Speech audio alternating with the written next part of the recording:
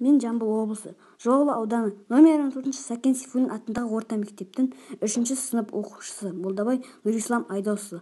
Мен өзімнің көктемгі демалысымды өткен тақырыптарды қайталап, ертегілер оқып, Абай атамыздың өлең мен қара сөзін жаттап және мақал-мәтелдер жаттаудамын. Менің бір күндік өміріммен таныс болыңыздар. Әсемпаз болма, әрнеге өнерпаз болсаны арқылан. Сенде кірпіш бір дүниеге кетігін тап-таба арқылан. Қайрат пен ақыл жол табар, қашқаңда да қуғанға. Әділет шапқат кімде бар, сол жарасар туғанға. Бастапқы екеу соңғысыз, біте қалса қазаққа. Айдың жалын артымыз, барар едің қай жаққа.